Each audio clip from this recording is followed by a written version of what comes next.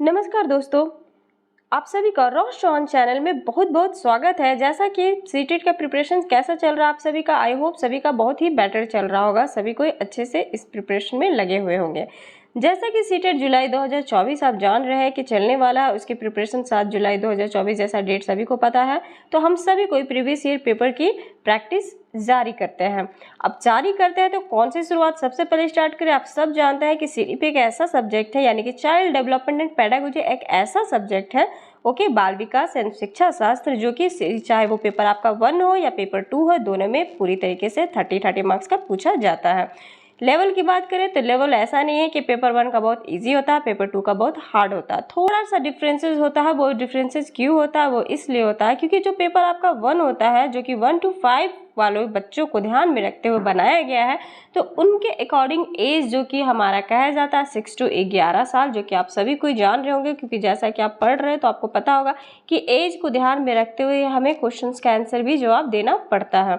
तो जो 6 से लेकर 11 वर्ष के बच्चे हैं, उनके अकॉर्डिंग हम सीडीपी जो भी सॉल्व करते हैं वो पेपर 1 में करते हैं, और जो 11 से 14 या उससे एबव थोड़ा बहुत भी कह सकते हैं, यानी कि 15 तक, तो वो हमारा पेपर 2 यानी कि 6 to 8 के लिए ध्यान में रखते हुए हम उसके अकॉर्डिंग ही सीडीपी यानी कि चाइल्ड डेवलपमेंट एंड पेडागोजी को सॉल्व करते हैं। बस इतना ही डिफरेंसेस होता है, अदरवाइज क्वेश्चन के जो भी है सिलेबस पैटर्न हर चीज़ का बात करें वो सारा का सारा दोनों पेपर में सेम होता है। तो जैसा कि आप ये देख रहे हैं सेट 1 है, इसी प्रकार से सेट 2, सेट 3, सेट 4 लगातार हम बने रहेंगे। यदि आप भी हमसे जुड़े रहना चाहते हैं तो चैनल को सब्सक्राइब करना ना भूलें। साथ ही साथ यदि ये वीडियो आपको पसंद है प्लस आपके लिए लगे कि हाँ यूज़फुल लगा, तो आप बिल्कुल लाइक कीजिएगा ताकि मैं मोटिवेट और भी ज़्यादा हो, और साथ ही साथ बाकी वीडियोज़ भी बाकी लोगों तक पहुँचे। और साथ ही साथ आप कमेंट करके मुझे ज़रूर बताएं, अपनी राय ज़रूर दें कि यदि आपको इसमें कुछ भी अपने लायक लगा हो, कोई भी ओपिनियन आप आराम से दे सकते हैं। चलिए वीडियो को देरी न करते हुए हम वीडियो की शुरुआत करते हैं। सबसे पहले मैं आपको बताना चाहूँगी माय फ्रेंड्स कि जो पेपर हम करने वाले हैं वो पेपर आपका 2018 का है paper, okay, previous year paper 2018 का है, जिन्हें आप बहुत बार देख चुके होंगे, जान रहे होंगे, लेकिन फिर भी जितना बार भी प्रीवियस ईयर पेपर देखिए उतना ही अच्छा है, क्योंकि हमारा माइंड में जो भी कंसेप्ट इनके थ्रू बना हुआ वो क्लियर होता ही जाएगा। क्योंकि क्वेश्चंस देखिए, अब पहले वाले यदि आप डिपेंडेबल रहोगे कि वही question same to same repeated पूछा जाए तो ऐसा नहीं होगा, लेकिन हाँ, इसी क्वेश्चन के आधार पर आपसे डिफरेंट करके यानी कि थोड़ा सा चेंजिंग करके आपसे पूछा बिल्कुल जा सकता है, इसीलिए प्रीवियस ईयर क्वेश्चन हमेशा करते रहिएगा। चलिए आगे बढ़ते हैं। सबसे पहला क्वेश्चन में हम जानते हैं कि सबसे पहला क्वेश्चन आप देख करके समझ सकते हैं कि ये किस चीज़ से पूछा गया है। ये इंपॉर्टेंट रोल रखता है कि क्वेश्चन किस टॉपिक से ये लिया गया है और इस टॉपिक से कितने मार्क्स के पूछे जाते हैं, ये भी आप माइंड में कंसेप्ट बना करके रख सकते हैं। चलिए सबसे पहले शुरुआत करते हैं आनुवंशिकता और पर्यावरण की भूमिका से। ओके, पहला क्वेश्चन आपसे क्या कहता है माय फ्रेंड्स कि आनुवंशिकता और पर्यावरण की भूमिका के बारे में निम्नलिखित में से कौन सा कथन सत्य है, वो आपको बताना है। तो जैसा कि सबसे पहला ऑप्शन की बात करें कि पहला ऑप्शन से देख लेते हैं, तो पहला ऑप्शन जो विकास के कुछ पहलू आनुवंशिकता और कुछ अन्य पर्यावरण से अधिक प्रभावित होते हैं। अब यहाँ कहा जा रहा है माय फ्रेंड्स आपके कि विकास यानी कि डेवलपमेंट की बात करें तो डेवलपमेंट का ओके कुछ ही चीज़ बोला जा रहा है, कुछ ही पहलू हमारे आनुवंशिकता पे डिपेंड होता है और बाकी जो कुछ होता है वो पर्यावरण से अधिक प्रभावित होता है। यानी कि हम कह सकते हैं कि कुछ चीज़ हमारा आनुवंशिकता पे इसका असर ज़्यादा होता है तो कुछ हमारा यानी कि पर्यावरण का ज़्यादा होता है। अब आप कहेंगे आनुवंशिकता क्या होता है, जिन्हें पता है उनके लिए बहुत बढ़िया है, जिन्हें नहीं पता उनको मैं बता दूं कि आनुवंशिकता जो भी हमारे माता पिता या फिर जो भी हमारे दादा परदादा नानी हो, चाहे चाहे वो मायके से रिलेटेड हो या फिर यानी कि मदर या फिर फादर, दोनों में से किन्हीं भी पीढ़ी दर पीढ़ी से रिलेटेड कोई भी ऐसी चीज़ है जो उनसे हमें प्राप्त हो रहा है, जैसे कि उनसे क्या प्राप्त होगा, उनसे यही प्राप्त होगा जैसे कि आइस कलर हो जाता है, कभी कभी स्किन का कलर हो जाता है, कभी कभी हमारा हाइट हो जाता है, कभी कभी हमारा बॉडी का फिटनेस भी देखा जाता है। कभी कभी बोलते हैं ना कि हमारे दादा बहुत फिट एंड फाइन रहते थे तो इसका असर इन पर दिख रहा, बहुत लंबे चौड़े थे तो उसका असर पोते या फिर नाती पे भी आ गया है, थोड़ा सा अंश आ गया। इस प्रकार से हमारे फैमिली में हमेशा देखने को सभी में मिलता है, कभी न कभी हमें सुनने को भी प्राप्त होता है। तो इसका कलर मम्मी पे गया है, पापा पे गया है, तो ये इसका हाइट इन पे गया है, तो ये सब जो हमें सुनने या हम देखते हैं अपने फीलिंग्स, हमारे जो हमारे बॉडी अंदर जो चेंजिंग्स, तो इन सारे चीज़ों के जो माता पिता से जो भी रिलेटेड होते हैं वो सब हमारा आनुवंशिकता के अंदर आता है, हेरिडिटी जिसे हम कहते हैं। पर्यावरण आप अच्छे से जानते हो कि जो भी हमारे आसपास का माहौल, जो भी हमारे जितने भी हम चीज़ें देख पाते हैं, समझ पाते हैं, वो सभी चीज़ें हमारे पर्यावरण का हिस्सा होता है। ओके, चाहे वो हमारे घर से लेकर के हमारे ऑल द मतलब हमारे आसपास के पड़ोस कहिए, या फिर हमारे मित्र कहिए, या फिर हमारे स्कूल का परिवेश कहिए, अगल बगल का कहिए, समाज, संस्कृति, ये सारे के सारे जितने चीज़ भी हम मतलब जितने चीज़ों को भी हम एक्वायर करते हैं, ओके, यानी अर्जन करते हैं, वो सारा चीज़ हम पर्यावरण से रिलेटेड भी करते हैं। तो कभी कभी हमारा कुछ यानी कि इनर पोर्शन हो गया हमारा हेरिडिटी, और आउटर हो गया एक तरह से इन्वायरमेंट। ओके, एक तरह से इस तरीके से समझ सकते हैं। तो इन और आउट दोनों की यदि हम बात करें कुल मिला के, तो कभी कभी किसी का प्रभाव या तो ज़्यादा हमारा आनुवंशिकता का देखने को प्राप्त होता है, कभी कभी किसी का प्रभाव ज़्यादातर देखने को पर्यावरण का प्राप्त होता है। तो यही इसमें कहा जा रहा है कि क्या ये जो कथन है क्या ये सत्य है? तो बिल्कुल मुझे तो सत्य लग रहा है। अगला कथन की बात करें कि सीखने और प्रदर्शन। ओके, यानी सीखने और प्रदर्शन करने के एक बच्चे की क्षमता जीनों पर मतलब जीनों द्वारा पूरी तरह से निर्धारित होता है। देखिए यहाँ जीनों की बात की गई नहीं, यही जीन कहा जाता है हेरिडिटी पे डिपेंडेबल, मतलब कि जो हमें प्राप्त होता है माता पिता से, इस सबसे। तो एक तरह से ये सिर्फ एक को प्रदर्शित कर रहा है, जो कि बिल्कुल भी सही नहीं है। अगर यदि हम अगला की बात करें, तो नेक्स्ट की बात करें, तो ये देख सकते हैं थर्ड ऑप्शन आपके पास कहता है कि अच्छी देखभाल और पौष्टिक आहार। ओके, यानी कि अच्छी देखभाल और पौष्टिक आहार की बात करें तो बच्चे की किसी भी जन्मजात विकार को दूर कर सकता है। ऐसा ज़रूरी नहीं है, ओके, कि यदि बच्चा जन्म से ही किसी डिसऑर्डर का ही शिकार होते सिर्फ अच्छी देखभाल ही से, मतलब बहुत सारे इसके ऑप्शंस देखने को मिलते हैं। तो ऐसा कह नहीं सकते प्रॉपर तरीके से। फोर्थ की बात करें तो पर्यावरण केवल, यहाँ तक केवल लग गया तो बात ही हटाइए, लेकिन फिर भी पढ़ना जरूरी कि पर्यावरण केवल और केवल बच्चे के भाषा विकास को महत्वपूर्ण भूमिका निभाता है, जो कि नहीं है, क्योंकि ये सिर्फ एक को प्रदर्शित कर रहा है। ओके, बिल्कुल भी एक को प्रदर्शित करने वाला ऑप्शन सही नहीं होगा। क्वेश्चन कुछ कटा हुआ तो पर टेंशन लेने की बात नहीं है, ऑप्शन सारे के सारे सही तरीके से बताए गए हैं क्वेश्चन के अकॉर्डिंग। तो सही बात करें माय फ्रेंड, तो सही उत्तर हो जाएगा हमारा क्वेश्चन 1 का option number 1। Okay, second question की ओर चलिए बढ़ते हैं, थोड़ा सा तेजी करते हैं वरना काफ़ी ज़्यादा टाइम इसमें चला जाएगा। निम्नलिखित यानी कि सेकंड क्वेश्चन क्या कहता है माय फ्रेंड, सेकंड क्वेश्चन की बात करते हैं तो निम्नलिखित में से कौन सा कथन प्याजे के सिद्धांत के अनुसार कहा नहीं जा सकता है? ये देखिए प्याजे का आ गया कथन। ओके, यानी कि हम कह रहे हैं कि कौन सा ऐसा स्टेटमेंट है जो cannot be attributed to the प्याजे थ्योरी, जो कि प्याजे की थ्योरी के अकॉर्डिंग नहीं है। ओके, सबसे पहला क्वेश्चन आपसे कहता है कि विकास गुणात्मक चरणों में होता है। सेकंड ऑप्शन आपका कहता है कि बच्चे अपनी दुनिया के बारे में ज्ञान का निर्माण और उपयोग करते हैं। थर्ड ऑप्शन कहता है आपसे कि निरंतर अभ्यास से अधिगम होता है। फोर्थ ऑप्शन आपसे कहता है कि बच्चे अपने पर्यावरण पर क्रिया करते हैं। सही उत्तर की बात करें माय फ्रेंड्स, तो यहाँ पर आप देख करके जान रहे होंगे, समझ रहे होंगे, कुछ कुछ गेसिंग भी हमेशा माइंड में चलते रहना चाहिए आपके।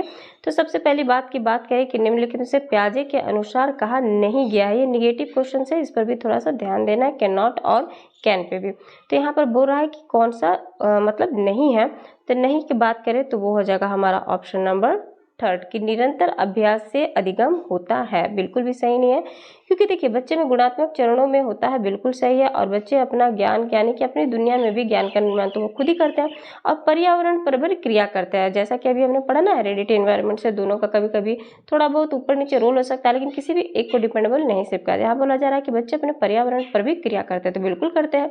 अब बोलता है निरंतर अभ्यास से, ऐसा होता तो सिर्फ रट्टूफिकेशन जो नहीं कहते व्यवहारवाद वाला, वो इन पर ये मतलब डिपेंड करता है, ये क्वेश्चन उन पर सेट करा व्यवहारवाद। लेकिन यहाँ पर आपसे क्या पूछ रहा है क्वेश्चन, पूछ रहा है क्वेश्चन कि प्याजे के अनुसार, तो इस बात का भी तो ध्यान रखना है कि किसके अकॉर्डिंग क्वेश्चन क्या कर रहा है। हम लोग गड़बड़ाते कहाँ हैं, यानी कि आप सबकी बात करें स्पेशली, तो आप सब गड़बड़ी करते कहाँ हो क्वेश्चंस में। एक्चुअली क्वेश्चंस पढ़ते पढ़ते इसमें खो जाना, ऑप्शंस में क्वेश्चंस को भूल जाना, ऑप्शंस के बीच में बिल्कुल भी नहीं भूलना। क्वेश्चंस को सबसे पहले माइंड में रिमाइंडर रखना है कि क्वेश्चन किया क्या है और किस पर किया गया है, उसके अकॉर्डिंग इसका जवाब देना है कि प्याजे के अकॉर्डिंग निरंतर अभ्यास से अधिगम नहीं होता है, क्योंकि प्याजे रचनावादी मतलब कंस्ट्रक्टिव थे, तो इनका अब रचनावाद से रिलेटेड था, न कि व्यवहारवाद से। तो इसमें व्यवहारवाद से ये मतलब क्वेश्चंस जिस प्रकार से निरंतर अभ्यास से मतलब करो सीखो, तो ये बिल्कुल भी इसका नहीं है। तो इसीलिए इसके अकॉर्डिंग जो बोल रहा है कि नहीं जा सकता, तो वो होता है ऑप्शन 3। ओके, तो यानी कि सही ऑप्शन आपका थर्ड हो जाएगा क्वेश्चन नंबर 2 का। थर्ड क्वेश्चन के और पर क्या कहता है, निम्नलिखित में से कौन सी पूर्व संक्रियात्मक विचार की एक सीमा नहीं है। ओके, यानी कि पूर्व संक्रियात्मक विचार आपसे कहा जा रहा है माय फ्रेंड, जिन्हें प्री ऑपरेशनल थॉट्स कहते हैं, विचार यानी कि प्री ऑपरेशनल स्टेज से आपसे पूछा जा रहा है, जिसके अब प्री ऑपरेशनल स्टेज क्या है, तो प्याजे के जो 4 दिए गए थे उनके स्टेजेस दिया गया है, जिनमें कि 4 है ना, तो उनमें से ये प्री ऑपरेशनल किसने में आता है, सेकंड नंबर पे आता है, जो कि 2 से 6 वर्ष की आयु को बच्चे को ध्यान में रखते हुए ये स्टेज को ध्यान में आपको ऑप्शंस के देख करके जवाब देना है। तो सबसे पहला क्वेश्चन कह रहा है कि केंद्र ध्यान यानी कि ध्यान केंद्रित करने की प्रवृत्ति क्या उनमें नहीं होती है, या फिर प्रतीकात्मक विचार का विकास नहीं होता है, या फिर अहम मान्यता नहीं होता है, या फिर हम बात करें तो अनुत्क्रियात्मणीयता नहीं होती है। तो यहाँ पर एक्चुअली इरिवर्सिबिलिटी या फिर ईगोसेंट्रिज्म या फिर सिंबॉलिक थॉट की बात करें या फिर टेंडेंसी टू कंसंट्रेट की बात करें, तो इसमें बोला जा रहा है कि जो चीज़ सीमा नहीं होती है वो किस चीज़ की नहीं होती है, तो वो नहीं होती है आपका ऑप्शन नंबर 2। ओके, यानी कि प्रतीकात्मक विचार का विकास या उनमें नहीं होता है। ठीक है, सिंबॉलिक थॉट्स नहीं आ पाते हैं उतने तरीके से। ठीक है, फोर्थ क्वेश्चन की ओर बढ़ जाते हैं। तो चलिए फोर्थ क्वेश्चन को एक बार देख लीजिए कि ब्लैंक के अलावा निम्नलिखित कारणों से खेल युवा बच्चों के विकास में एक महत्वपूर्ण भूमिका निभाता है। तो पहला ऑप्शन है आपके लिए कि वे अपने शरीर पर निपुणता प्राप्त करते हैं, या ऑप्शन 2 है आपके पास यह उनकी इंद्रियों को उत्तेजित करता है, ऑप्शन 3 है यह समय बिताने का एक सुखद तरीका है, या ऑप्शन 4 है वे नए कौशल हासिल करते हैं और सीखते हैं कि उन्हें कब उपयोग किया जाए। सही ऑप्शन की ओर बात करते हैं माय फ्रेंड्स, तो सही ऑप्शन आपके पास हो जाएगा ऑप्शन नंबर 3, इसका सही जवाब हो जाएगा क्वेश्चन नंबर 4 का, कि यह समय बिताने का एक सुखद तरीका है के अलावा निम्नलिखित कारणों से खेल युवा बच्चों के विकास में एक महत्वपूर्ण भूमिका निभाते हैं। आई होप ये क्वेश्चन आप पढ़ करके ही समझ गए हो कि इस क्वेश्चन में क्या कहा जा रहा है। ओके, क्योंकि खेल का ऑब्वियसली शरीर पर निपुणता बात करें, इंद्रियों को उत्तेजित करना, ये कौशल हासिल करना, ये ऑब्वियसली सारे के सारे उत्तर पॉजिटिव है, लेकिन अलावा बोल रहा है ना, तो अलावा में ऑप्शन नंबर 3 सही जवाब होगा। चलिए क्वेश्चन 5 की ओर बढ़ते हैं। क्वेश्चन नंबर 5 क्या कहता है माय फ्रेंड्स, क्वेश्चन नंबर 5 कहता है आपसे कि निम्नलिखित में से कौन सा प्रश्न बच्चों को गंभीर रूप से सोचने के लिए आमंत्रित करता है। ऑप्शन 1 है कि क्या आप इसका उत्तर जानते हैं, ऑप्शन 2 है सही जवाब क्या है, ऑप्शन 3 है क्या आप इसी तरह की स्थिति के बारे में सोच सकते हैं, ऑप्शन 4 है विभिन्न तरीकों से हम इसे कैसे हल कर सकते हैं। आपको इसमें इतना ही सोचना है कि इसमें डाइवर्जेंट थिंकिंग वाला क्वेश्चंस यानी कि ऑप्शंस कौन सा है जो गंभीर रूप से सोचने में बच्चों की मदद करता है यानी कि आमंत्रित करता है। तो वो सोचने के लिए आपको इसमें ध्यान केंद्रित करना हो कि ऐसा कौन सा ऑप्शन है जो बच्चों को एक प्रकार से नहीं कई प्रकार से सोचने के लिए उन्हें मतलब मौका देता है। तो वो ऑप्शन क्या 4 नहीं है कि विभिन्न तरीकों से हम इसे कैसे हल कर सकते हैं, क्योंकि बाकी सबका आप ध्यान दें कि क्या आप इसका उत्तर जानते हैं, तो आप बोलोगे हाँ। सही जवाब क्या है, तो ये है क्या आप इसी तरह की स्थिति के बारे में सोच सकते हैं, तो हाँ मैं इसी प्रकार की स्थिति के बारे में सोच सकता हूँ। इन सब में कोई भी मतलब क्रिटिकली थिंकिंग नहीं आ रहा है, इसलिए इन सबका उत्तर बिल्कुल नहीं होगा। 5 का उत्तर हो जाएगा question number option number 4।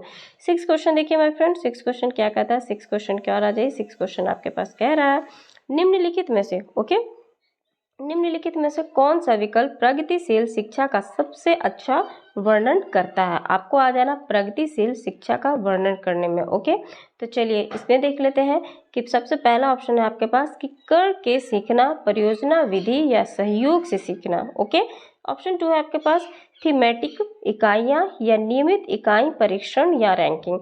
Third option है आपके पास व्यक्तिगत अधिगम, क्षमता समूह बनाना या फिर छात्रों की लेवलिंग। फोर्थ ऑप्शन है आपके पास परियोजना विधि, क्षमता समूह बनाना या फिर रैगिंग। तो ऑब्वियसली आप समझ चुके होंगे कि ऑप्शन नंबर जो क्वेश्चन नंबर 6 का जो सही उत्तर हो जाएगा वो हो जाएगा ऑप्शन नंबर 1, क्योंकि इसमें पहले ही ऑप्शन में लिखा है कि करके सीखना। Okay, learning by doing. Okay, second है परियोजना विधि, आप जान रहे हैं प्रोजेक्ट मेथड से बहुत चीज़ सीखने को प्राप्त होगा, सहयोग से सीखने से बेटर और बताइए क्या हो सकता है, कोऑपरेटिव लर्निंग भी है। तो जब सारे पॉजिटिव उत्तर एक साथ दिए गए हैं और ये सभी के सभी किस में आते हैं, प्रगतिशील शिक्षा का सबसे अच्छा वर्णन है। ओके, उदाहरण है। तो चलिए सही जवाब हम जान चुके हैं। नेक्स्ट क्वेश्चन की ओर बढ़ते हैं। नेक्स्ट क्वेश्चन आ जाइए क्वेश्चन नंबर 7 की ओर। क्वेश्चन नंबर 7 आपसे क्या कहता है कि प्रगतिशील शिक्षा के बारे में निम्नलिखित में से कौन सा कथन बताता है। वो आपको देखिए फिर से प्रगतिशील शिक्षा आ गया, देख रहे हैं ना, प्रोग्रेसिव एजुकेशन से आपको कितने प्रकार के क्वेश्चन आ रहे हैं, किस प्रकार से आ रहे हैं, वो भी आप हर क्वेश्चन को एनालिसिस करते जाइएगा। सिर्फ और सिर्फ इसे देखना समझना इंपॉर्टेंट नहीं है, इसी को थोड़ा सा चेंज करके भी कभी भी पूछ सकता है क्वेश्चन में। तो यहाँ पर देखिए शिक्षा स्वयं ही जीवन है। अब इससे क्या रिलेटेड आपसे पूछ रहा है कि प्रगतिशील शिक्षा के बारे में निम्नलिखित में से कौन सा सा कथन सही वो बताना था। ठीक है, ऑप्शन 1 है कि स्कूल शिक्षा को यथासंभव लंबे समय तक जारी रखना चाहिए था क्या, यानी कि क्या ये सही है। स्कूलों की आवश्यकता नहीं है, बच्चे अपने जीवन के अनुभव से सीख सकते हैं। थर्ड की बात करें तो स्कूलों में शिक्षा सामाजिक और प्राकृतिक दुनिया को प्रतिबिंब करते हैं। फोर्थ देखें तो जीवन सच्चा शिक्षक है। सही उत्तर की बात करें माय फ्रेंड्स तो आप पढ़ करके खुद भी एनालिसिस करके जान रहे होंगे कि यदि स्कूली यानी कि स्कूल शिक्षा को यथासंभव लंबे समय तक सिर्फ चलाना हो तो सिर्फ स्कूलों में पढ़ते रहो, बाकी चीज़ों की क्या ज़रूरत है। और सेकेंड टाइम में बात करें यदि यही नहीं तो यदि हम देखें स्कूलों की आवश्यकता नहीं है तो फिर ऐसा कैसे हो सकता है कि स्कूलों की आवश्यकता नहीं थी तो क्यों बनाया गया था। थर्ड की बात करें तो स्कूलों में शिक्षा सामाजिक और प्राकृतिक दुनिया को प्रतिबिंबित करता है। यदि वो समाज के हर चीज़ों को प्रतिबिंब करें यानी कि हमें उदाहरण हमें उस चीज़ को बताया, हर चीज़ उसमें हम सीखें, प्राकृतिक दुनिया को भी सीखें तो उससे बेटर और क्या हो सकता है स्कूली शिक्षा को में तो ऑब्वियसली यही सब चीज़ होता है ना। और जीवन सच्चा शिक्षक है ये तो चलो अलग हो गया बात। तो इसी प्रकार से सही उत्तर की बात करें तो क्वेश्चन नंबर जो हमारा 7 रहा उसका सही उत्तर रहेगा ऑप्शन नंबर 3। चलिए 8 क्वेश्चन देखिए कोहलबर्ग के पास आ जाइए। कोहलबर्ग आपसे क्या कह रहे हैं, कोहलबर्ग कह रहे हैं कि कोहलबर्ग के सिद्धांत के योगदान के रूप में निम्नलिखित में से किसे माना जा सकता है, यानी कि किसे माना जाएगा उनका सिद्धांत में ये योगदान है कि नहीं है वो बताना आपको इन ऑप्शंस के थ्रू। बात करें तो ऑप्शंस में यहाँ पर देखेंगे तो पहला जो है वो हो जाएगा आपका उनके सिद्धांत ने संज्ञानात्मक परिपक्वता और नैतिक परिपक्वता के बीच एक सहयोग का समर्थन दिया है यानी कि किया है। ऑप्शन 2 की बात करें तो इस सिद्धांत में विस्तृत परीक्षण प्रक्रिया है। ऑप्शन 3 है यह नैतिक तर्क और कार्रवाई के बीच एक स्पष्ट संबंध स्थापित करता है। ऑप्शन 4 है उनका विश्वास है कि बच्चे नैतिक दार्शनिक हैं। तो चलिए माय फ्रेंड्स यहाँ पर सही उत्तर देख लेते हैं कि क्या बोला जा रहा है कोहलबर्ग के अकॉर्डिंग। तो कोहलबर्ग के अकॉर्डिंग जो है ना ऑप्शन 1 कि उनके सिद्धांत ने संज्ञानात्मक परिपक्वता ओके कि यानी कि संज्ञा कॉग्निटिव जो भी मैच्योरिटी था एंड मोरल मैच्योरिटी दोनों का जो है संज्ञानात्मक परिपक्वता और नैतिक परिपक्वता ओके के बीच सहयोग का समर्थन किया है, बिल्कुल किया है ओके।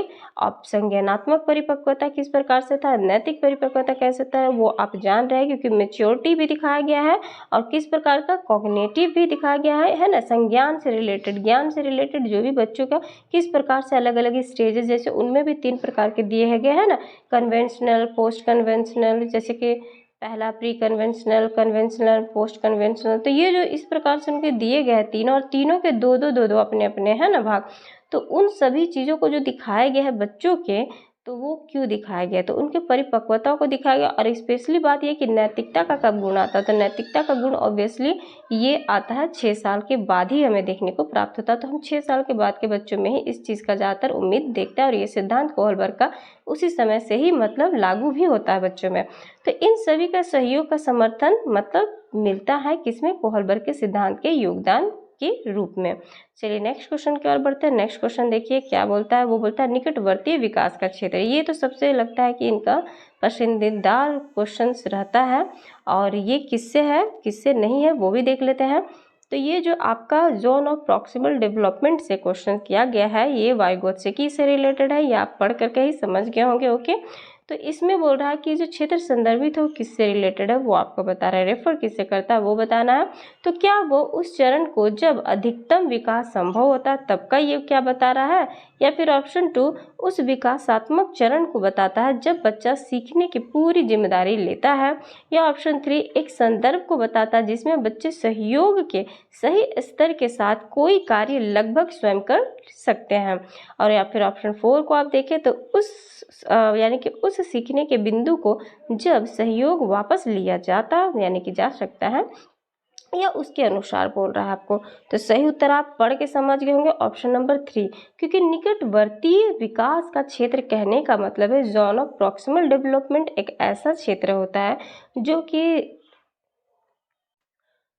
कि जोन ऑफ प्रॉक्सिमल डेवलपमेंट एक ऐसा संदर्भित क्षेत्र होता है जो कि एक संदर्भ को बिल्कुल दर्शाता है जिसमें बच्चे किसी के भी सहयोग के स्तर के साथ कोई भी कार्य लगभग स्वयं कर लेते हैं ओके, क्योंकि उन्हें सिर्फ थोड़ा सा सपोर्ट की ज़रूरत होती है जो कि उन्हें मिलता है स्कैफोल्डिंग के थ्रू, और इसी के हेल्प से वो अपना जोन ऑफ प्रॉक्सिमल डेवलपमेंट कर लेते हैं। तो ये जो जोन ऑफ प्रॉक्सिमल डेवलपमेंट है वो एक्चुअली बिल्कुल थर्ड ऑप्शन के साथ ही बिल्कुल ही जाएगा। चलिए 10 क्वेश्चन की ओर आप देख लीजिए कि उस उभय लिंग व्यक्तित्व ओके यानी कि इसके बारे में आपको बताना है कि इसका जो ऑप्शन 1 हो गया स्त्री लक्षणों वाले पुरुषों को संदर्भित करता है, या फिर ऑप्शन 2 कहता है कि एक उभयलिंगी यानी कि लिंगी व्यक्तित्व में आमतौर पर माने गए मर्दाना और स्त्री गुणों का समायोजन होता है, या फिर इसमें बात करें तो दृढ़ और अहंकारी होने की आदत होती है, या ऑप्शन 4 समाज में प्रचलित रूढ़िवादी लिंग भूमिकाओं का पालन करता है, वो बोल रहा है आपको। तो ऑप्शन की बात करें तो एक उभय लिंगिक यानी कि लिंगी व्यक्तित्व का बात करें तो वो हो जाएगा, इसमें जो होता है आमतौर पर माने गए मर्दाना और स्त्री गुणों का समायोजन होता है। ठीक है, चलिए नेक्स्ट क्वेश्चन की और बात करें। 11 क्वेश्चन कहता है आपसे कि बच्चे ब्लैंक को छोड़ करके अन्य सभी के द्वारा लिंग भूमिकाएं ग्रहण करते हैं। सबसे पहला मीडिया, दूसरा समाजीकरण, तीसरा संस्कृति, या चौथा ट्यूशन। ऑब्वियसली क्वेश्चन देख करके आपको आना चाहिए, समझना चाहिए। नहीं समझ रहे यानी कि समझने में कमी है। तो सिंपल है कि ऑप्शन जो 4 होगा ट्यूशन होगा। क्यों होगा? वो यूँ होगा क्योंकि बच्चे ट्यूशन को छोड़ करके अन्य सभी के द्वारा यानी कि या मीडिया हो या समाजीकरण या संस्कृति, इन क्या सभी में लिंग भूमिकाएं ग्रहण करते हैं? बिल्कुल करते हैं। ओके, लेकिन ये चीज़ इसमें नहीं होता है, ट्यूशन में नहीं होता है कि अब लिंग को ध्यान में रखते अकॉर्डिंग इस चीज़ को मतलब लिया जाए या ग्रहण किया जाए इसको, बिल्कुल भी नहीं। समाजीकरण में बिल्कुल देखा जाता है कि समाज के अकॉर्डिंग लड़कों को ऐसा चलना, लड़कियां को इस प्रकार से चलना है। मीडिया में भी देखा जाता है कि किस प्रकार से मीडिया के अकॉर्डिंग लड़कियां क्या कर रही है, क्या नहीं कर रहे, लड़के क्या कर रहे हैं, क्या नहीं कर रहे हैं, ये किस प्रकार से पहनना ओढ़ना, हर चीज़। और संस्कृति आप जान रहे हैं कि बिल्कुल संस्कृति में आता है कि पुरानी संस्कृति के अकॉर्डिंग लड़कियां ये करती है, ये चाहे लड़के भी, दोनों को लेकर के होता ही है। लिंगों को लेकर के भूमिकाएं दोनों के अलग अलग मान्यता गढ़ी गई है पहले ही से, जो कि बनी रह रही है, अभी भी बना हुआ है।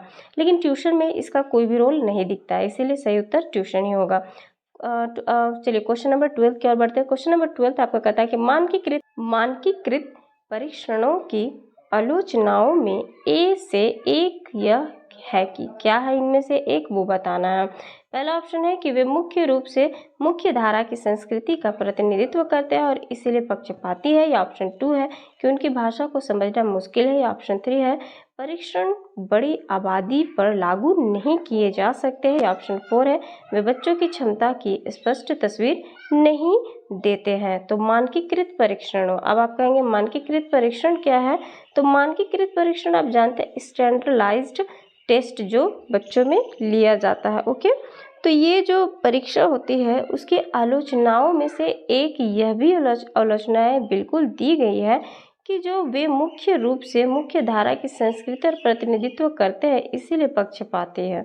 ओके, तो वो क्वेश्चन 13 देखिए क्या कहता है। एकाधिक बुद्धिमानी का सिद्धांत कहता है कि क्या कहता है वो देखिए। वो कहता है कि ऑप्शन 1 बुद्धि तेजी से बढ़ाई जा सकती है, ऑप्शन 2 कहता है बुद्धि कई प्रकार की हो सकती है, ऑप्शन 3 कहता है पेपर पेंसिल परीक्षण सहायक नहीं है, या ऑप्शन 4 कहता है प्रभावी अध्यापन के द्वारा बुद्धि बढ़ाई जा सकती है। तो बताइए कि यहाँ पर मल्टीपल इंटेलिजेंस से कहता है, यानी कि इससे रिलेटेड आपका किस प्रकार से बुद्धि का सिद्धांत कहता है। तो यहाँ एकाधिक बुद्धि के बारे में आपसे कर रहा है, ये भी आपको ध्यान रखना। ओके, कि यानी कि एकाधिक, एक से अत्यधिक, जिसे मल्टीपल कहते हैं। ओके, तो मल्टीपल इंटेलिजेंसी से पूछा गया है जिसके पास एक से अत्यधिक सोचने की क्षमता है, एक से अत्यधिक हर चीज़ को करने की कार्य प्रणाली बुद्धि के अकॉर्डिंग सही है। तो उसके अकॉर्डिंग सिद्धांत क्या कहता है? तो वो कहता है आपका कि बुद्धि कई प्रकार की हो सकती है, बिल्कुल यही कहता है। जरूरी नहीं है कि यदि एक व्यक्ति एक क्षेत्र में सही हो तो बस बाकी सारे व्यक्ति भी उसी क्षेत्र में सही होंगे, ऐसा होता है। तो क्रिकेट में यदि जिस प्रकार से सचिन तेंदुलकर या धोनी सबका नाम आता है, तो जरूरी नहीं कि एक्ट्रेस में भी उन लोग का नाम आया, या एक्टर में भी, या फिर अदर बिजनेस में भी हम देखें तो नहीं कर सकते। सबकी बुद्धि अपने अपने स्टेज पे अलग अलग तरीके से काम आते हैं। किसी का मैथ सही होता है पढ़ने का, तो जरूरी नहीं कि सबका मैथ्स ही सही हो। किसी का साइंस भी सही से हो सकता है, किसी का हो सकता है सोशल साइंस अच्छा हो, किसी का इंग्लिश, हिंदी, किसी को सीडीपी में सोचने की क्षमता बहुत ज़्यादा अत्यधिक है कि एक बार पढ़ करके ही समझ में तुरंत आ जाती है। तो किसी को उसी चीज़ को 3 से 4 बार पढ़ने की आवश्यकता पड़ सकती है।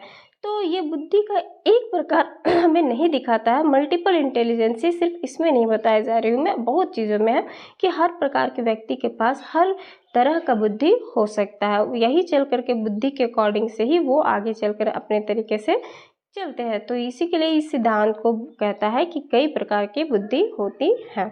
चलिए नेक्स्ट क्वेश्चन कहता है 14 क्वेश्चन देखिए क्या कहता है। क्वेश्चन नंबर 14 आपसे कह रहा है माय फ्रेंड्स कि यहाँ पर कहता है कि शिक्षक शिक्षक की बात करें तो शिक्षक सीखने के लिए मूल्यांकन और सीखने के मूल्यांकन दोनों का उपयोग कर सकता है। अब आप कहेंगे सीखने के लिए और सीखने के मूल्यांकन दोनों में क्या अंतर है, तो बिल्कुल इन दोनों का अंतर को ही समझना आपको एग्जाम में हेरफेर है, क्योंकि ये दोनों टॉपिक से ये जो टॉपिक है इससे बिल्कुल पूछा जाता है। असेसमेंट ऑफ लर्निंग यह है और एक असेसमेंट फॉर लर्निंग। ओके, इन दोनों का अंतर को अच्छे से समझिए। तो पहला ऑप्शन है कि बच्चे की प्रगति और उपलब्धि स्तर को जानने में, या ऑप्शन 2 है बच्चे की सीखने की ज़रूरतों को जानने में और तदनुसार शिक्षण रणनीति का चयन करने में, या ऑप्शन 3 है आवधिक अंतरालों पर बच्चे के प्रदर्शन का आकलन करने और उसके प्रदर्शन को प्रमाणित करने में, या ऑप्शन 4 है बच्चों की प्रगति की निगरानी करने और उनके सीखने के अंतराल को भरने के लिए उचित लक्ष्य निर्धारित करने में। तो सही उत्तर की बात कर ले पहले, तो क्वेश्चन नंबर 14 का आपका सही उत्तर जो जाएगा वो जाएगा फिट एंड फाइन, बैठेगा ऑप्शन नंबर 1 के साथ।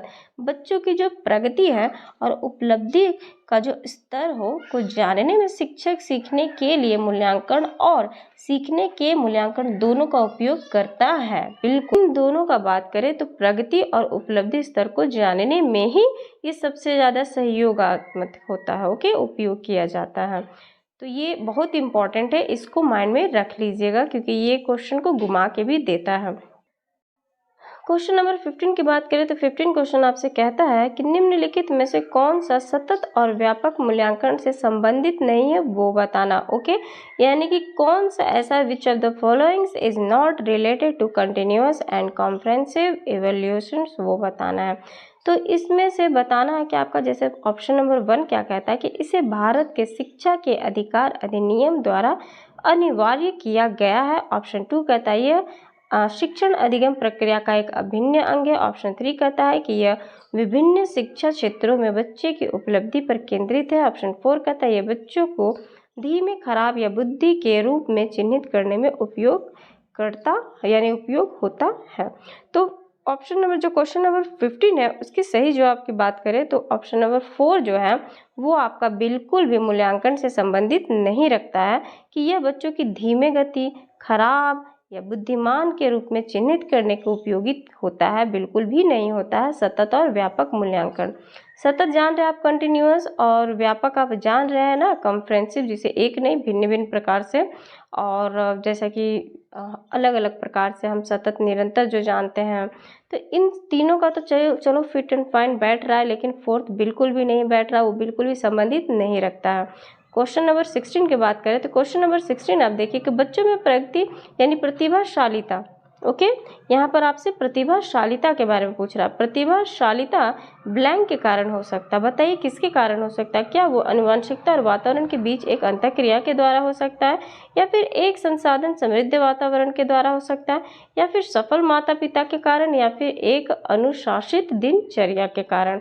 तो सही उत्तर की बात करें क्वेश्चन नंबर 16 पढ़िए और देखिए, आप समझ गए होंगे ऑप्शन नंबर 1 इसका सही जा रहा है, जहाँ पर आनुवंशिकता और वातावरण और प्लस दोनों का अंतःक्रिया दिया हुआ है। ओके, तो बिल्कुल ये उत्तर सही बैठेगा, प्रतिभाशालिता के कारण ये होता है।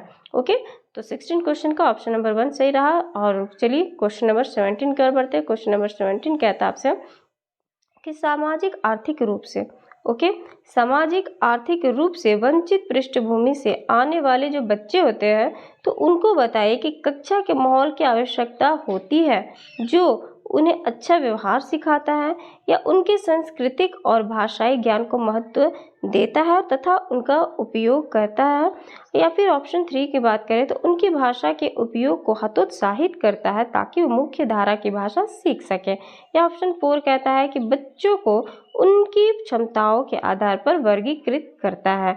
तो जहाँ तक हम सही उत्तर की बात करें क्वेश्चन नंबर 17 का, तो वो आप इसमें ऑप्शन नंबर 2 होगा कि उनके सांस्कृतिक और भाषाई ज्ञान को महत्व देता है तथा उनका यानी कि उपयोग करता है। किनका? जो भी सामाजिक आर्थिक रूप से वंचित वाले पृष्ठभूमि से आने वाले बच्चे होते हैं। ओके, तो इस प्रकार से उनकी सांस्कृतिक और भाषाई ज्ञान को महत्व देना जाना चाहिए और उपयोग भी करता है क्या? सामाजिक आर्थिक रूप से वंचित यानी कि पृष्ठभूमि से आने वाले बच्चे। ओके, तो उन्हीं के अनुसार कक्षा के माहौल का आवश्यकता होता है। तो ये बिल्कुल फिट एंड फाइन बैठ रहा है, न कि यदि बात करें हम तो कि उन्हें अच्छा व्यवहार सिर्फ सिखाता है या फिर उनकी भाषा के उपयोग को हतोत्साहित करना या फिर बच्चों को उनकी क्षमताओं के आधार पर वर्गीकृत करना। जहाँ वर्गीकृत का बात आएगा या फिर हतोत्साहित आएगा या सिर्फ उन्हें अच्छा व्यवहार दिखाने का बात करेगा तो ऑब्वियसली ये सब निगेटिव होगा।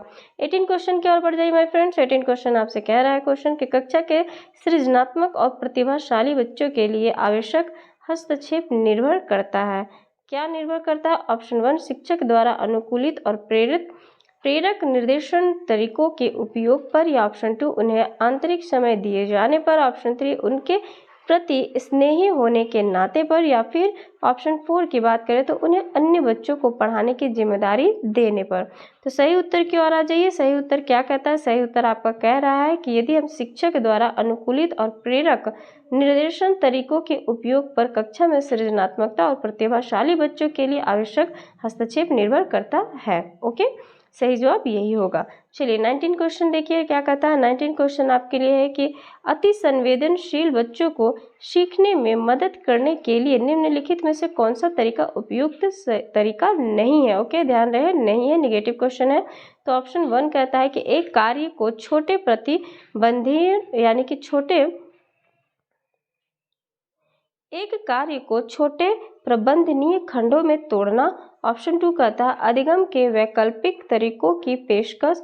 ऑप्शन 3 कहता है कि उनके दैनिक कार्यक्रम में शारीरिक गतिविधियों का समावेश, या फिर ऑप्शन 4 कहता है कि बेचैन होने पर अक्सर उन्हें फटकार लगाना। तो बताइए क्या लगाना सही होगा? जो कि अति संवेदनशील बच्चे हैं। ओके, ऐसे बच्चे जो बहुत संवेदनशील बच्चे हैं तो उनको सीखने में हमें मदद कराना है, तो इनमें से कौन सा सबसे ज़्यादा तरीका रहेगा जो बिल्कुल भी उपयुक्त नहीं होगा? लगा था कि होगा कहेगा, लेकिन नहीं होगा। तो ऑब्वियसली 4th जो आप देख रहे कि बेचैन होने पर, यदि बच्चे बहुत बेचैन हैं तो क्या उन्हें हमें फटकार लगाना चाहिए? बिल्कुल भी नहीं लगाना चाहिए। इस प्रकार से क्वेश्चन पूछे और इस प्रकार से ऑप्शन दे तो ऑब्वियसली तो जो बिना पढ़े वाले भी स्टूडेंट दे है ना। चलिए नेक्स्ट क्वेश्चन की और बात करें। 20 क्वेश्चन क्या कहता है? 20 क्वेश्चन कह रहा है आपसे कि अलग अलग सोच वाले पैटर्न उन बच्चों की पहचान करते हैं। किन बच्चों की पहचान करते हैं? तो वो करते हैं क्या?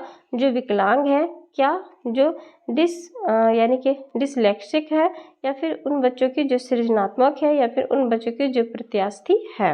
तो किन बच्चों की करते हैं? तो वो करते हैं ऑप्शन नंबर 3 क्या? सृजनात्मक है। ओके, जो सृजनात्मक बच्चे हैं उनको अलग अलग सोच वाले पैटर्न वाले बच्चों की पहचान करते हैं। ऑब्वियसली अलग सोच वाले बच्चे जो होंगे वो सृजनात्मक में ही आएंगे, क्रिएटिव ही होंगे।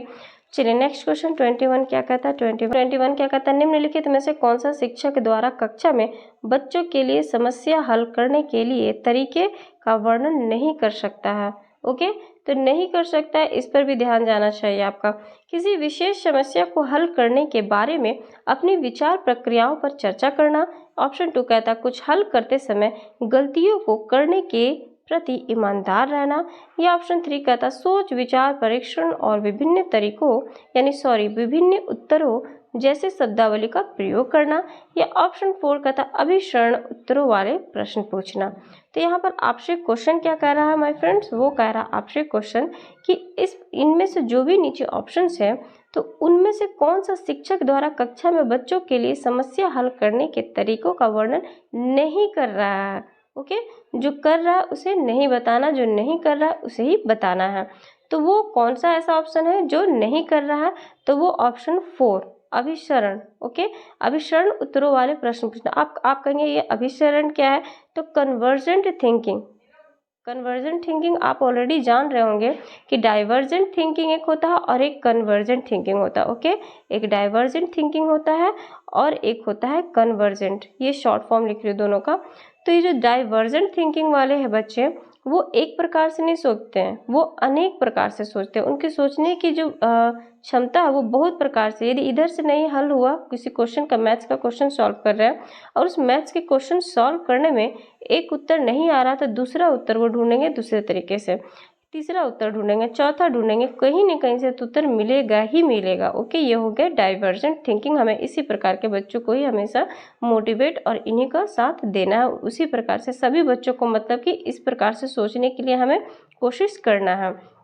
यदि कन्वर्जेंट वाले बच्चे रहेंगे तो सिर्फ यही एक ही प्रकार से ही उनका मतलब सोचने की जो होगी वो एक ही प्रकार की होगी उत्तर। ओके, यानी कि जैसा कि मैथ्स में बात करें, हम पूछेंगे बताओ कि बच्चे कि 5 किस प्रकार से आ सकता है, तो बच्चे बोलेंगे कि अरे हम बता देंगे कि बस 4 और 1, यदि हम 4 और 1 जोड़ेंगे तो हो जाएंगे 5। तो बच्चे बस इसी को रट्टा मार लेंगे, 4 1 जोड़ने से 5 आएगा, 4 1 जोड़ने से 5 आएगा, लेकिन ऐसा नहीं है। जो डाइवर्जेंट थिंकिंग वाले बच्चे वो जान रहे हैं कि 3 + 2 जोड़ने से भी 5 आएगा, 4 + 1 जोड़ने से भी 5 आएगा, 2 + 3 जोड़ने से भी 5 आएगा, 1 + 4 जोड़ने से भी 5 आएगा। हर प्रकार से इसको जोड़ के 5 को तोड़ तोड़ करके देखेंगे। लेकिन जो कन्वर्जेंट वाले बच्चे रहेंगे उनके माइंड में एक ही सेट रहेगा कि हाँ, मैडम ने बताया 4 + 1 5 होता है, मतलब 4 + 1 5 होता है। दूसरा ऑप्शन वो ढूंढना नहीं चाहेंगे, ना सोच पाएंगे।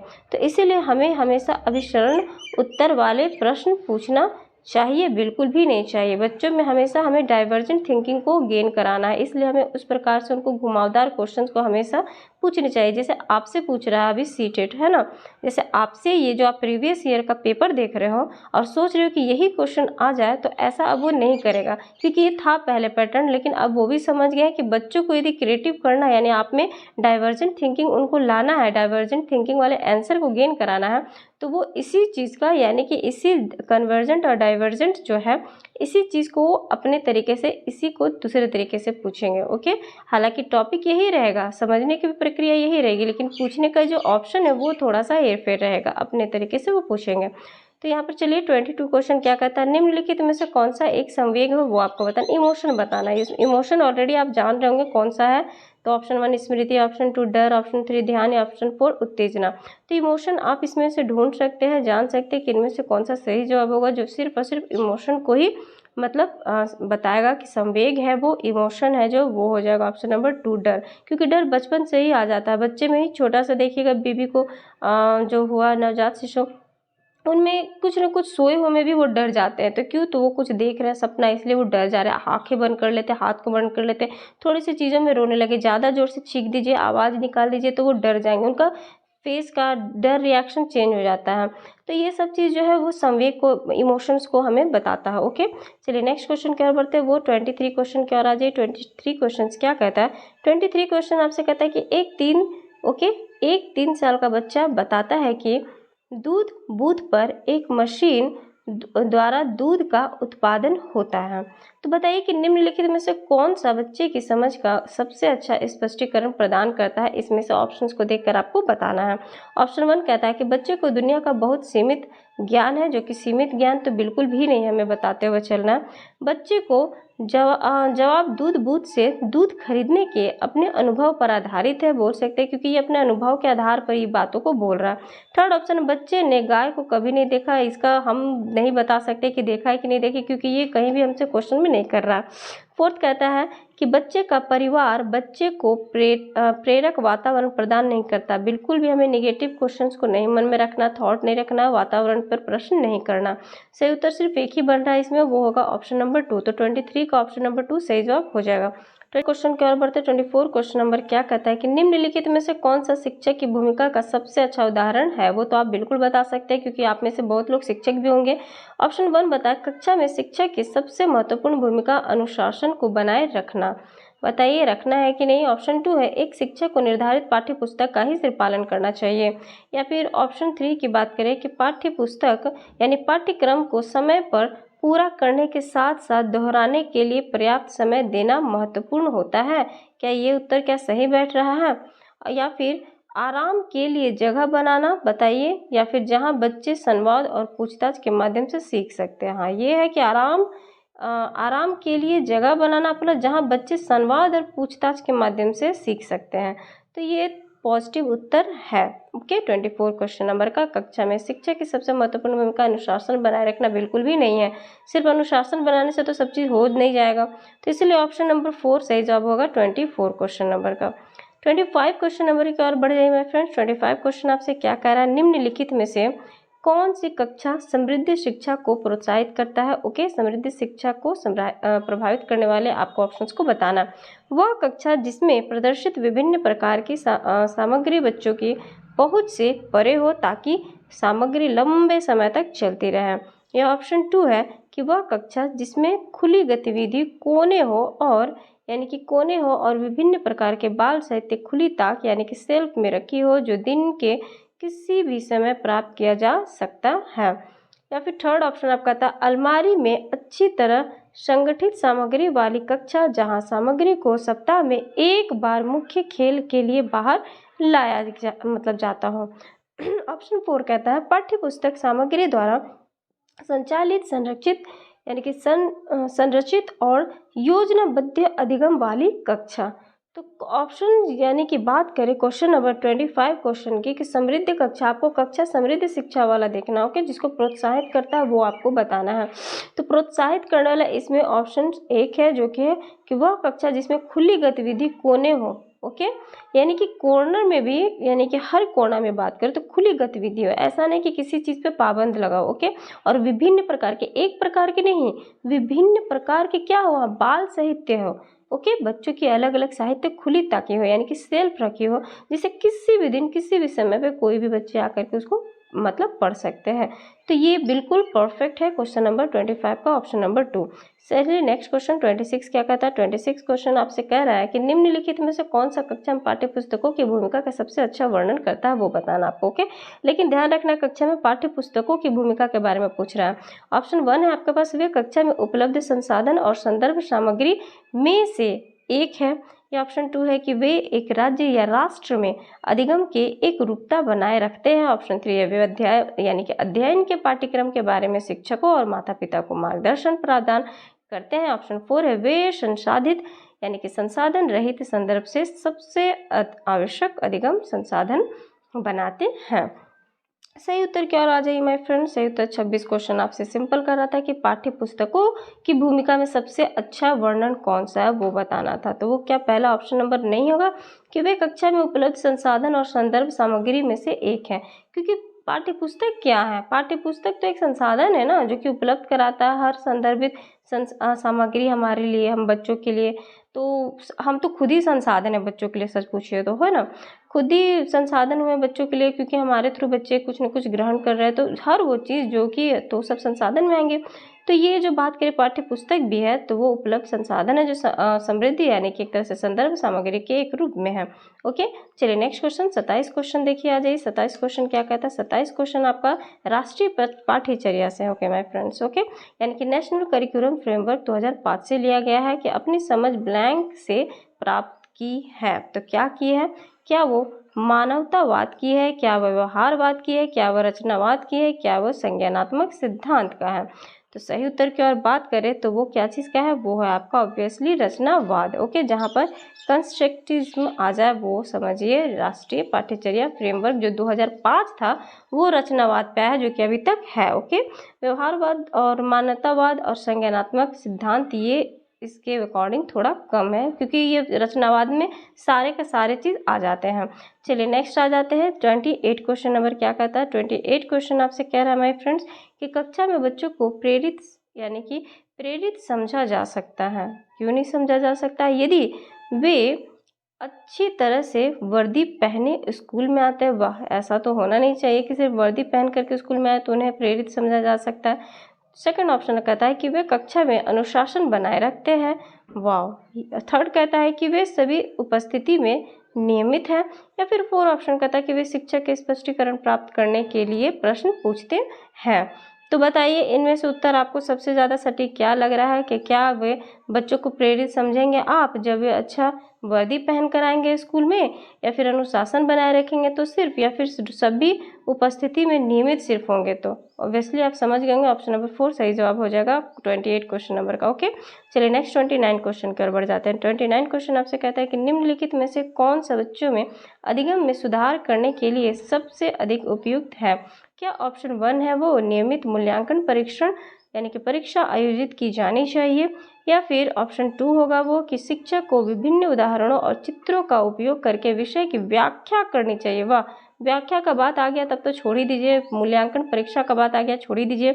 या ऑप्शन 3 है कक्षा में सभी प्रकार के शिक्षण सामग्री होना चाहिए। ऑप्शन 4 है कि शिक्षक को वास्तविक जीवन यानी कि शिक्षक को वास्तविक जीवन स्थितियों पर बच्चों को एक दूसरे के साथ बातचीत करने में मदद करनी चाहिए। तो ऑब्वियसली ऑप्शन 4 हो जाएगा सही जवाब। ओके, बाकी तीनों के तीनों जो क्वेश्चन हो जाएंगे वो रॉन्ग हो जाएंगे, ऑप्शन नंबर रॉन्ग हो जाएंगे, क्योंकि 29 में पूछ क्या रहा है, 29 में आपसे पूछ रहा है कि बच्चे के अधिगम में सुधार करने के लिए सबसे अच्छी उपयुक्त क्या होगी। तो शिक्षक को वास्तविक जीवन, जो उनका ओरिजिनल लाइफ है, जो उनका जो जीवन है, स्तर है, उसके अकॉर्डिंग स्थिति के अनुसार बच्चों को एक दूसरे से बातचीत करने में मदद करनी चाहिए, क्योंकि इससे बच्चे अत्यधिक सीखते हैं। ओके, और भी ज़्यादा उनमें एक्वायर होता है हर चीज़ को लेकर के।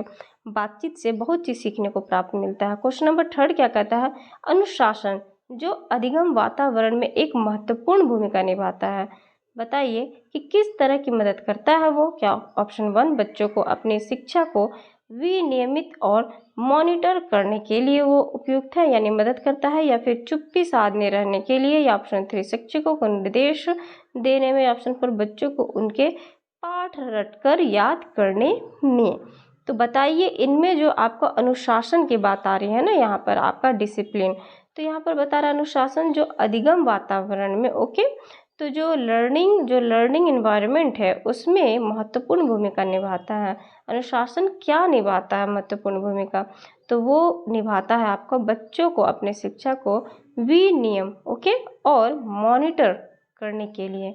मॉनिटर मतलब वो क्लास वाला सिर्फ एक बच्चा को मॉनिटर नहीं कर रहा है, मॉनिटर मतलब हर चीज़ पर ध्यान रखना। मॉनिटर का क्या काम है कि बच्चों पर ध्यान रखना, जब वहाँ पर टीचर उपस्थित नहीं हो उनमें से एक बच्चों को मॉनिटर बनाया जाता था, और वो बिना उपस्थिति शिक्षक के बिल्कुल सब पर ध्यान रखता था, किसकी एक्टिविटी क्या हो रही है क्या नहीं हो रही, जो भी उन्हें कार्य प्रणाली दी गई है वो किस प्रकार से बच्चे कर रहे हैं। तो ये बिल्कुल मॉनिटर ही करना है कि एक तरह से कि अनुशासन का ही मतलब है बच्चों की अपनी शिक्षा का विनियम होना और शिक्षा के अकॉर्डिंग मॉनिटर करने के लिए। तो बिल्कुल माय फ्रेंड्स, आज का हमारा CDP यानी कि चाइल्ड डेवलपमेंट एंड पैडागोजी को जो 30 क्वेश्चन थे जो आपसे बिल्कुल 2018 में पूछे गए हैं, और इन्हीं क्वेश्चन से भी रिलेटेड अभी तक भी क्वेश्चन घुमा कर पूछे जाते हैं, वो कैसा रहा मुझे कमेंट करके ज़रूर बताइएगा। क्वेश्चंस को सिर्फ देखकर पढ़कर ये मत माइंड में रखिएगा कि हाँ ऐसे ऐसे क्वेश्चन पूछा गया था, दिमाग में ये सब मत रखिएगा इसके लिए क्वेश्चन नहीं करा रही हूँ। इसके लिए क्वेश्चन आपका मेरा कराने का मुख्य यह थीम है कि किस किस टॉपिक से क्वेश्चन किए गए और कितने किए गए क्वेश्चन, ये आप ज़रूर नोटिस कीजिएगा इस वीडियो को देखने के माध्यम से, कि कौन सा ऐसा टॉपिक था जो कितना बार पूछा गया है। ओके, जैसे कि फॉर एग्जांपल हम लोग ने डाइवर्जेंट है ना कन्वर्जेंट थिंकिंग से देखा था, यहाँ पर आपने प्रगतिशील कक्षा का भी देखा था उदाहरण। बहुत सारे ऐसे थे जो कि लर्निंग असेसमेंट, ओके, मूल्यांकन से, एकाधिक बुद्धिमान इंटेलिजेंसी से देखे थे कितने पूछे गए थे। यहाँ पर आप और भी बहुत सारे आप ये भी देख सकते हैं प्याजे से कितने पूछे गए, कोहलबर्ग से कितने पूछे गए, किस प्रकार से पूछे गए। ये 2018 के अकॉर्डिंग आपको सोचना है। फिर 2019 का पेपर में आपको सोचना है कि वहाँ पर चेंजिंग कहाँ कितने कितने इस टॉपिक से रिलेटेड चेंजिंग किए गए थे। ओके माय फ्रेंड्स, चलिए इस वीडियो में इतना ही, मिलते हैं हम अपने नेक्स्ट वीडियो में, तब तक के लिए धन्यवाद।